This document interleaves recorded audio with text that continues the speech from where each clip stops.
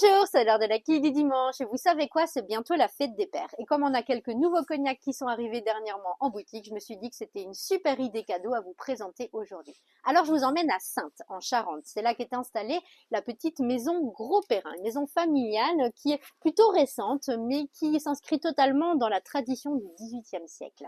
Tout commence au début des années 80 quand Jean Gros Perrin, qui est alors ouvrier agricole, devient distillateur ambulant. Donc il se promène avec ses alambics et va distiller les fruits pendant l'hiver.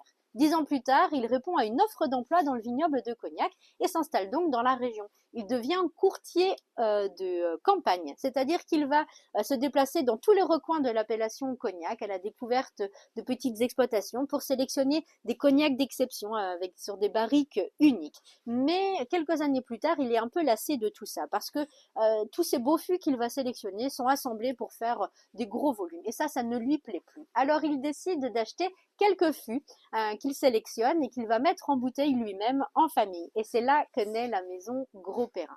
Les années passent. En 2004, son fils Guilhem prend sa suite et continue ce travail d'orfèvre et il va se constituer une collection de cognac unique et va jusqu'à sélectionner des parcelles, mettre en place des contrats avec des vignerons pour connaître ces cognacs depuis la vigne. Aujourd'hui, j'avais envie de vous présenter le Bois Ordinaire 10 ans. Bois Ordinaire, c'est un des crus du vignoble de Cognac. Et ici, ça concerne vraiment le vignoble du littoral et des îles. Là, on est à Saint-Pierre-d'Oléron. Ce cognac a été sélectionné chez l'un des plus grands domaines de l'île. Et Bois Ordinaire, eh bien, ce terroir va tout de suite venir influencer le style de l'eau de vie. Parce qu'on a des sols sablonneux, on a des vents chargés de sel, on a l'influence de l'Atlantique tout simplement. Et dès le nez, on le sent. On va avoir vraiment des notes d'embrun. Ça sent le mimosa, le sable chaud. En bouche, c'est gourmand, mais salin quand même. C'est ce petit peps salé qu'on va avoir avec des notes de fruits. C'est pâtissier aussi. Il y a vraiment ce côté gourmand. Et on finit sur une finale vraiment sur l'attention avec toujours ces notes fruitées. Et ça, c'est tout à fait typique des vignobles d'Oléron.